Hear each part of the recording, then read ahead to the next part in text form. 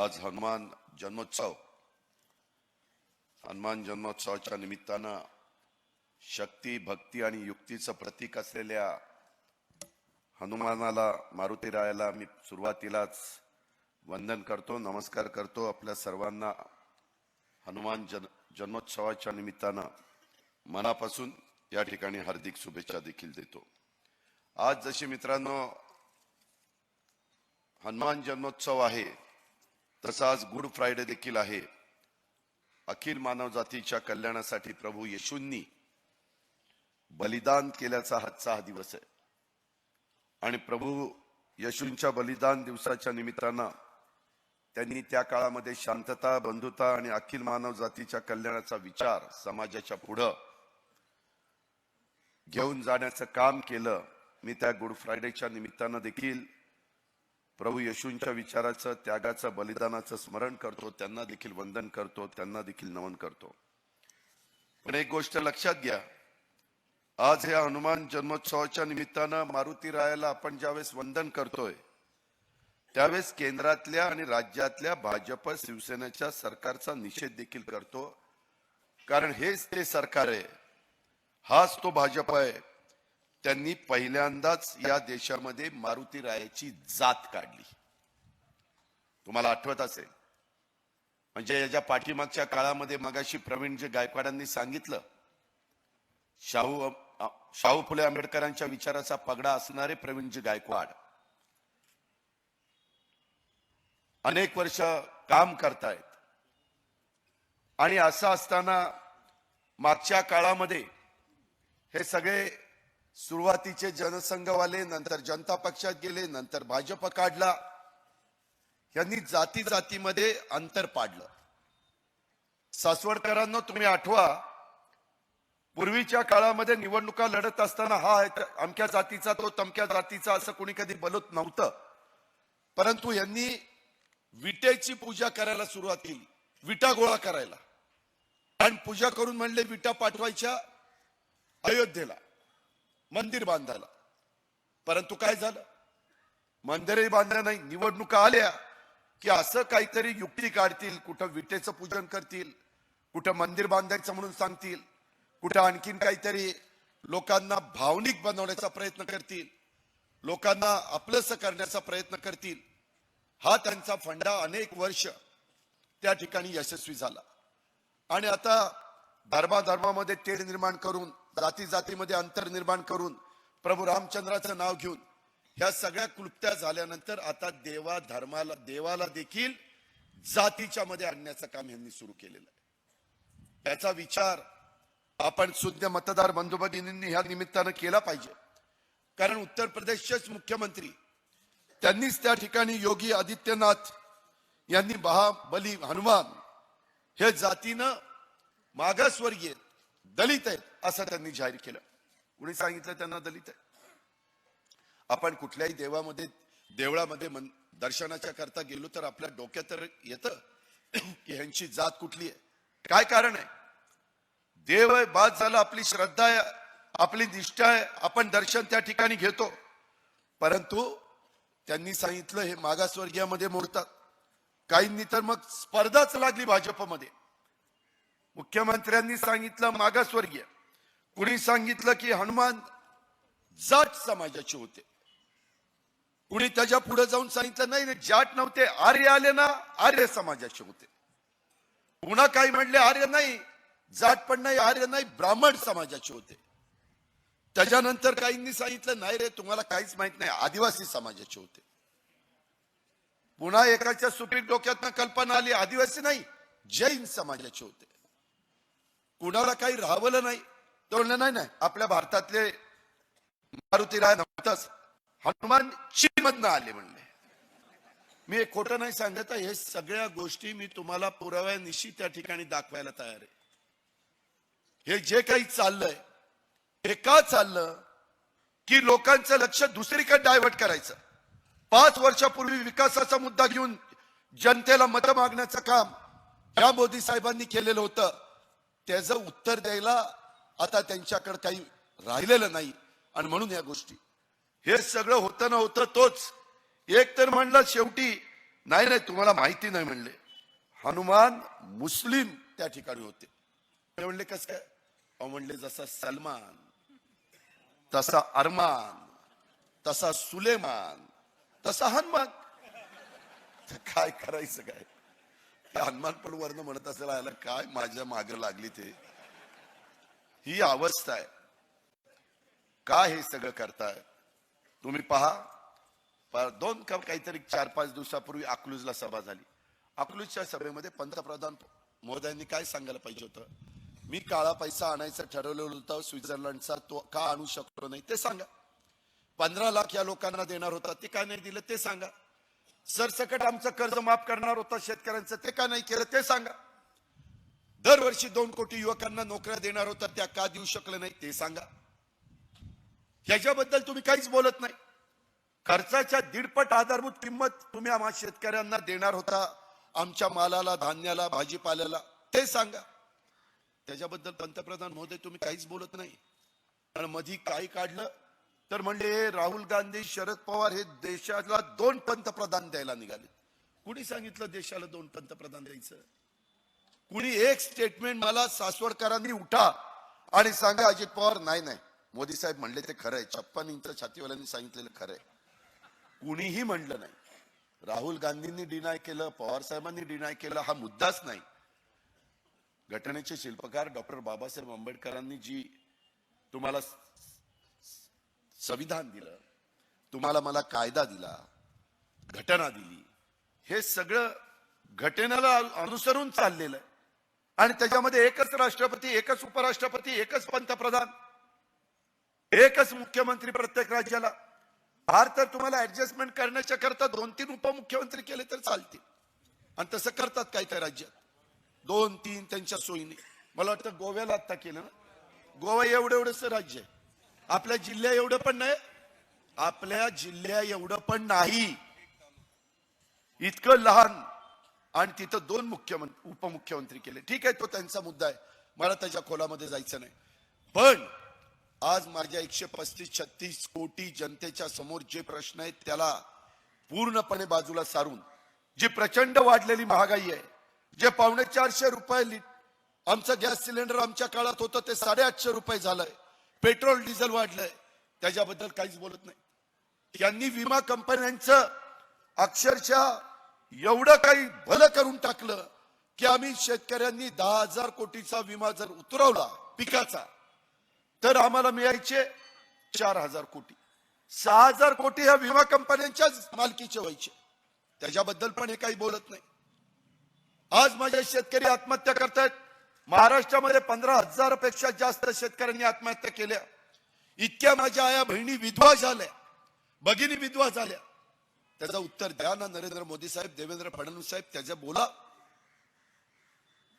आमचे देवेंद्र फडणवीस सांगतात मी 5 पिढ्याचा शेतकरी. अहो देवेंद्र फडणवीस साहेब, जॅकेट घालून तुम्हाला का सांगावं लागते 5 पिढ्याचा शेतकरी आहे?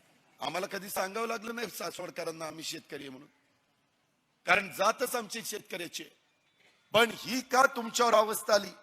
तुम्ही जर शेतकऱ्यांचा एवढा तुम्हाला पुळका होता तर भाऊसाहेब फुंडकर वारून किती वर्ष झाली?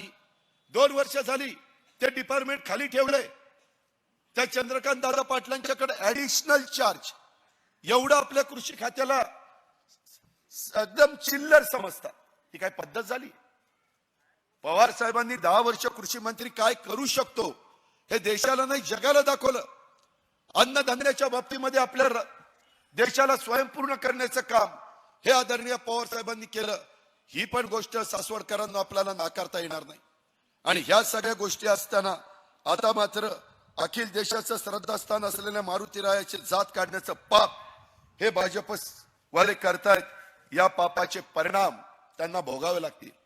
हे असं नाही सुटणार, ते कुठं ना कुठं तुम्हाला फेडावं लागेल. हा दुनियेचा रीतच आहे. परवा कुणी 2 पंतप्रधानाचं काढलं, नंतर म्हणले की माझी जातच काढली. कुणी पंतप्रधानाची जात काढली? कुणी? तुम्ही टीव्हीच्या बातम्या बघा. कारण नसताना आता जातीचा मुद्दा काढला.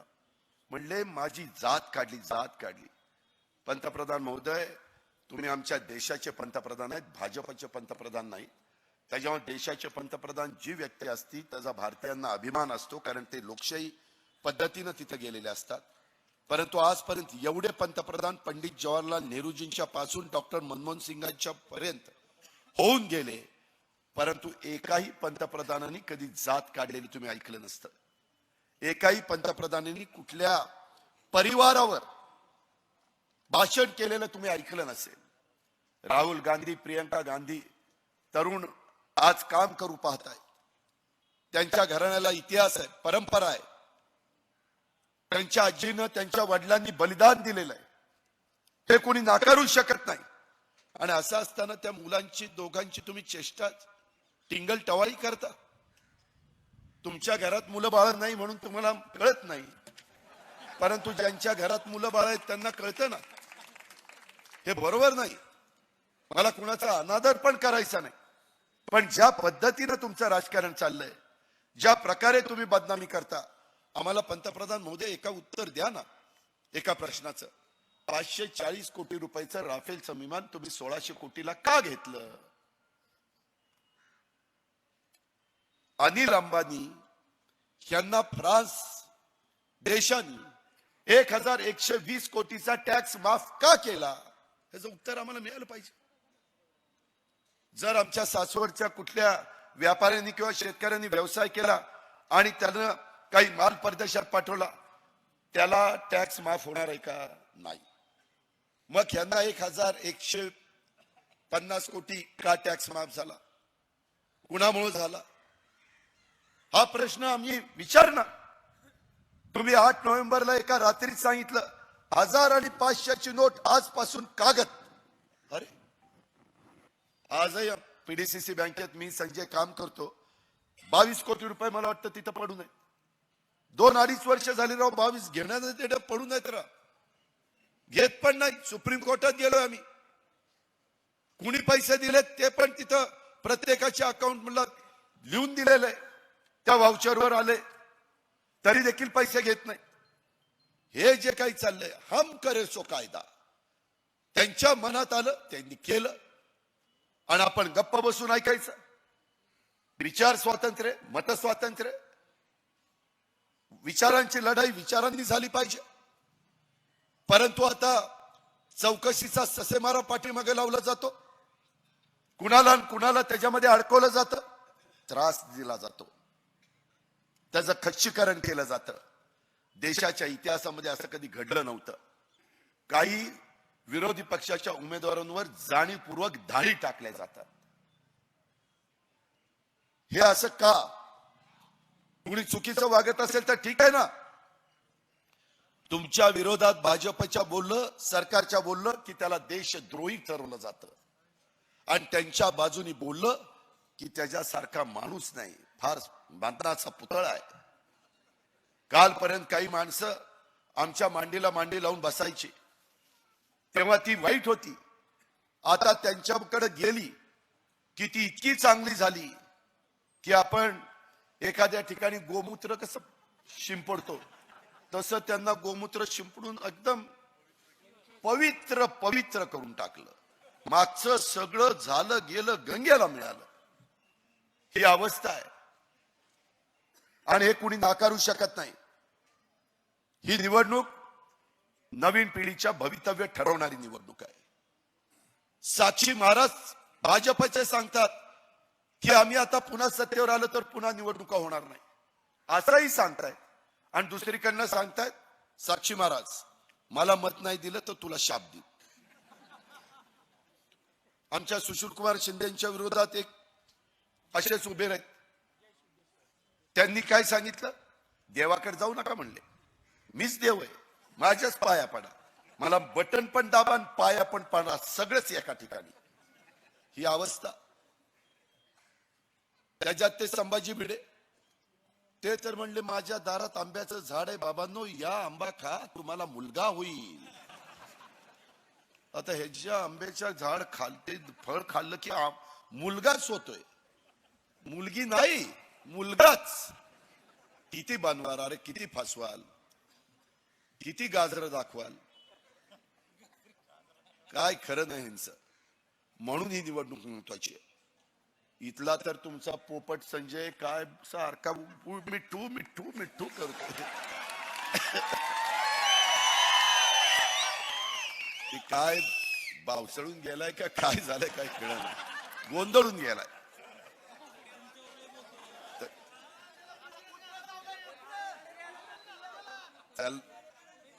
मधी काय सांगितलं मित्रांनो, मी तुमचा पालकमंत्री असताना मागच्या काळामध्ये एक मावळच्या परिसरामध्ये गोळीबार झाला. त्याची चौकशी न्यायालयीन झाली. तुम्ही ती बातमी वाचा, अजून पण कुठं क्लिप फिरतीये. ती न्यायालयीन चौकशी होत असताना आम्ही सगळे सभागृहात होतो. ती घटना घडली. 9 ऑगस्ट क्रांती दिन होता. क्रांती दिन असताना आम्ही सभागृहात बसलो होतो. अधिवेशन चालू होतं. मी, हर्षवर्धन पाटील, आमचे दिलीप वळसे पाटील, आम्ही सगळेजण सभागृहामध्ये होतो. आणि त्यावेळेस आम्हाला चिठ्ठी आली की असं असं मावळच्या परिसरामध्ये घडलं. आम्ही घाईघाईनं बाहेर आलो आणि त्या पद्धतीनं चौकशी केली. यांनी त्याचं राजकारण करण्याचा प्रयत्न केला, त्याच्यात मला टार्गेट करण्याचा प्रयत्न केला आणि सांगितलं की हे कुणाच्या तरी सांगण्यावरून झालं. कुणाच्या म्हणजे माझ्या सांगण्यावरून. त्याची चौकशी झाली. त्याच्यामध्ये कोण कोण दोषी आहेत ते सगळं आलं. तिथं काठ्या कशा आल्या, दगड कशी आली, काय कसं झालं, कुठल्या अधिकाऱ्यांनी चूक केली, सगळं आलं आणि त्याच्यामध्ये पूर्णपणे अहवाल आला. तरी ह्या पोपटाला ती अहवाल वाचता येईना. ते अजूनच माझंच नाव घेतोय.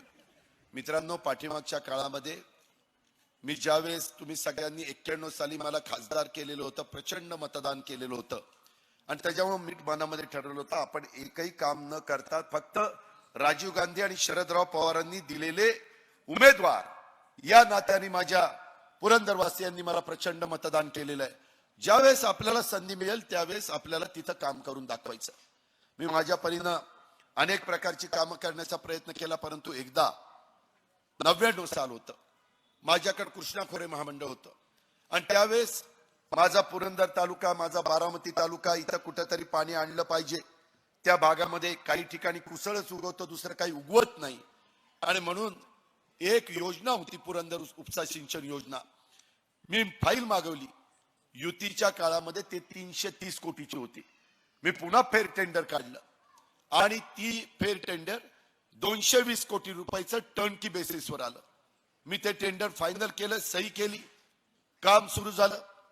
तिथं पाणी आलं, परंतु आज ते पाणी व्यवस्थितपणे हे मंत्री महोदय, तुमचे आमदार तुम्हाला त्या ठिकाणी देऊ शकत नाही. ही शोकांतिक आहे. खरं तर आहे, आता पाईपलाईन झाली, पंप झाले, सगळं काही आहे. नियोजन नीट करा ना. यंदाच्या वर्षी पाऊस झालेला होता, उजनी धरण पूर्ण भरलेलं होतं. आता -30% गेलं उजनी. नियोजनच नाही, कुणाचं लक्षच नाही. वाटेल तसं पद्धतीनं काम करतात. गुंजवणीचं गॉर्ज फिलिंग सोडून आम्ही सगळं काम केलेलं होतं. तिथल्या लोकांची नाराजी काढत काढत संग्राम थोपटेंना विश्वासात घेत त्याच्या आधी काशीनाथराव खुटवड आमदार होते, त्यांना विश्वासात घेत त्यांच्याही मागण्या मान्य करत, कारण ते पाणी इकडं आणत असताना ज्यांच्या उशाला पाणी आहे, ज्यांच्या उशाला धरण आहे, त्यांनाही पाणी दिलं पाहिजे. ते देऊन पण चालणार नाही. अशा पद्धतीचा समन्वय साधण्याचा प्रयत्न आम्ही त्या ठिकाणी करत होतो. परंतु आता त्याच्या संदर्भामध्ये काही ना काही हे तुमचे आमदार कुलत्या काढतात आणि वातावरण खराब करतात. एकीकडे तुम्हाला सांगतात हे काय गुंजवणीचं पाणी आलं आलं आलं, अरे कशाचं आलं? आता कुठली सही राहिली? काही सांगतात रे, इतकं फसवतात. हे एवढं म्हणजे त्या मोठ्यांना सवय लागली खोटं बोलायचं, पण रेटून बोलायचं. डवळ्या शेजारी बांधला पवळ्या, वाण नाही पण गुण लागला. तसं त्या भाजपचा गुण शिवसेनेला लागला. त्याच्यावर ही पण खोटं बोलायला लागली. अहो, या शिवसेनेचं काय सांगू?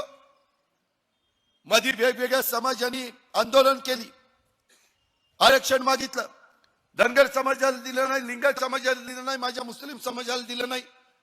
शिक्षणाचं आरक्षण मुस्लिम समाजाचं मान्य केलं तरी नाही दिलं. मराठा समाजाने मोर्चे काढले. 52% आरक्षणाला धक्का न लावता आम्हाला आरक्षण द्या.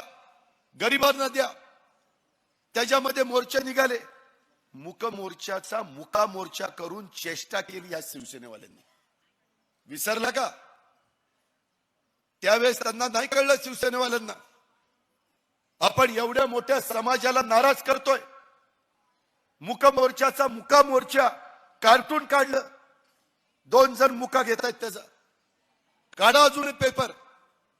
या पद्धतीची ही जित्राबाई, याचा विचार करा जरा. अजिबात हे काही देणार नाही, यांच्यात धमक पण नाही, नुसतं वस वस वस वस करत असतं. परवा इथं आमच्या पॉलिकेमला गळती झाली गॅसची. मी काहीतरी सुप्याला माझी सभा होती, निरेला नाही, निरेला सुप्याला सभा होती. मी म्हणलं 40-45 आपली निंबूची निरेची मुलं आपलीच आहेत, जाऊन बघाव काय नक्की झालं, कसं झालं. एक माणुसकीच्या नात्याने मी गेलो, मला लगेच सांगितलं. ती येऊन गेले इकडे, वस वस वस वस वस करत होते. त्या डॉक्टरवर पण चिडले, त्या ह्यांच्यावर चिडले. अरे चिडून काय होणार आहे, नीट प्रश्न समजून घ्या ना. ते जर चुकीचं असेल तर ते बंद करूया आपण, परंतु असं फार काही आम्ही करतो असं दाखवून काही काम होत नाही. ह्या पद्धतीचा कारभार चाललाय.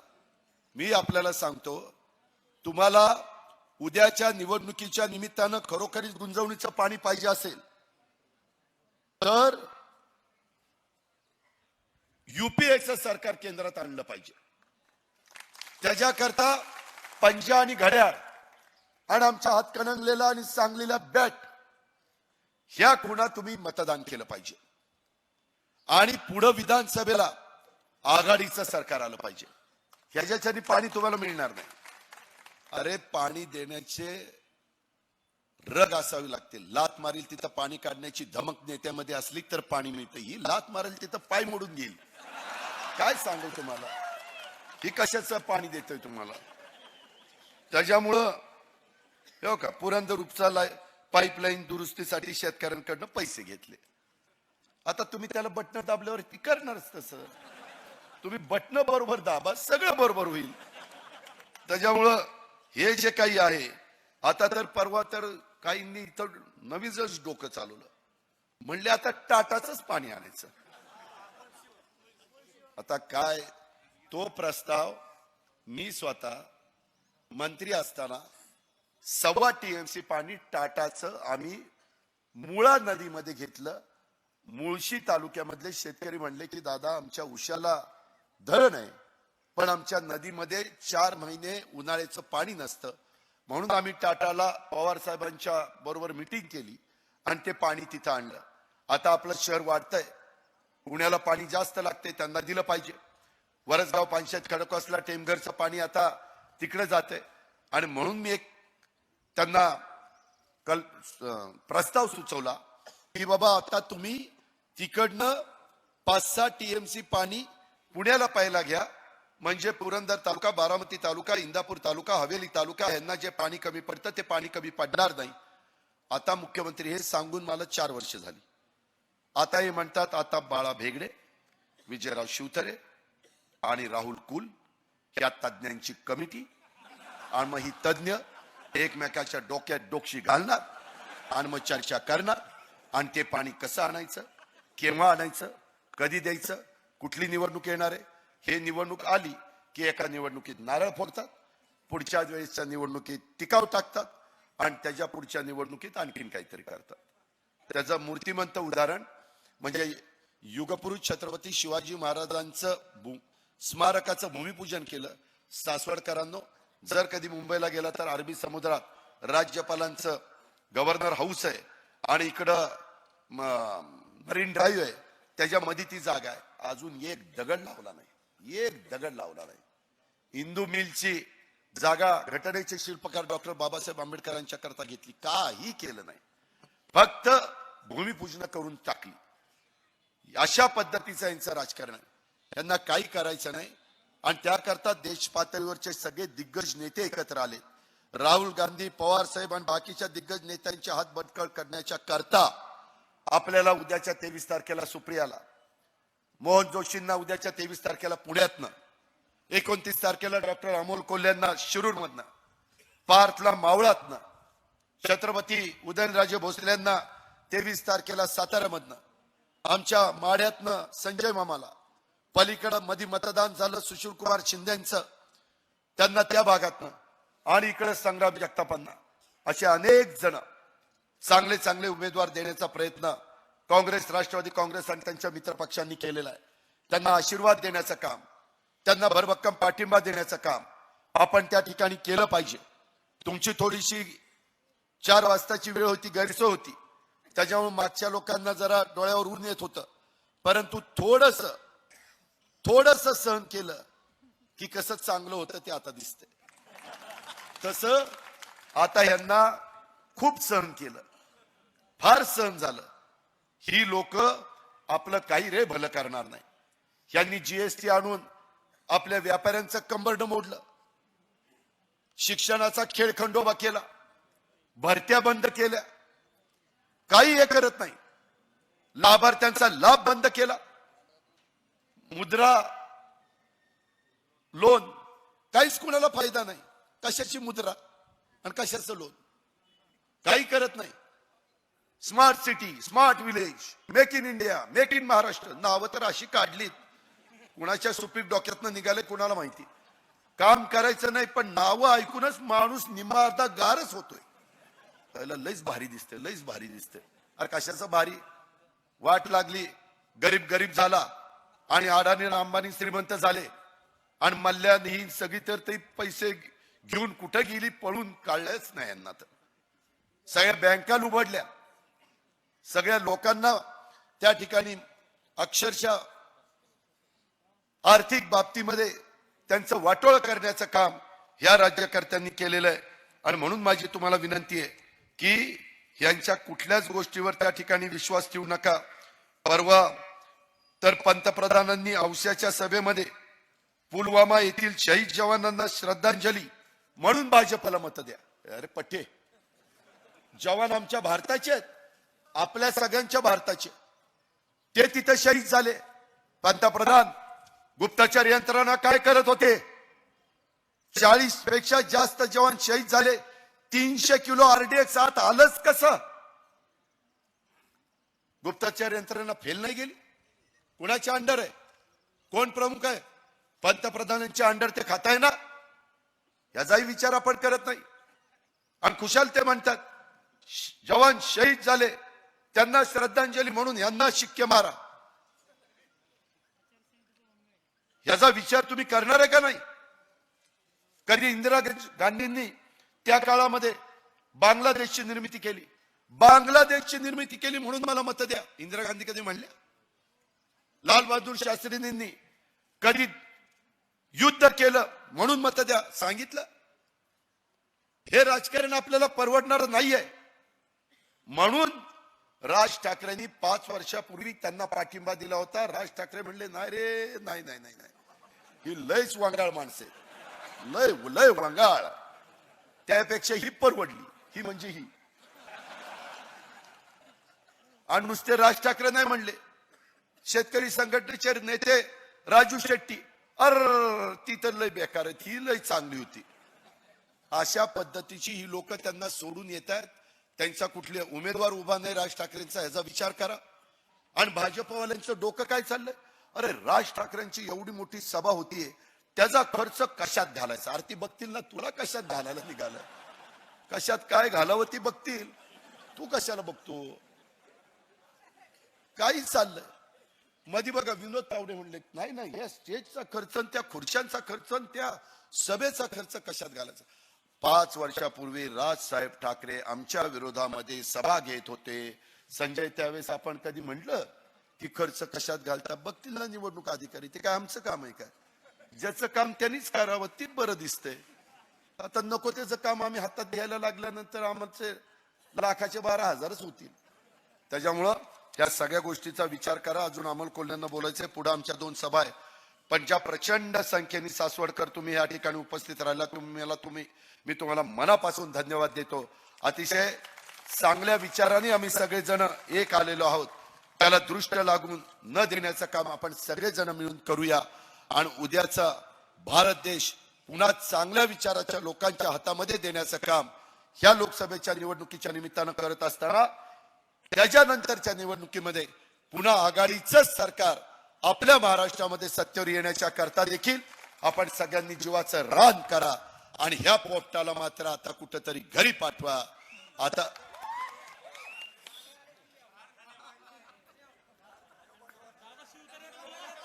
अरे असं करू ए थांबा.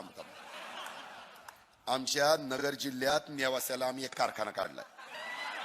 आता तिथं जाऊन त्या कारखान्याचे नटबोल्ट आवळायला लावतो. एवढंच बोलतो आणि आपली रजा घेतो. जय हिंद जय महाराष्ट्र.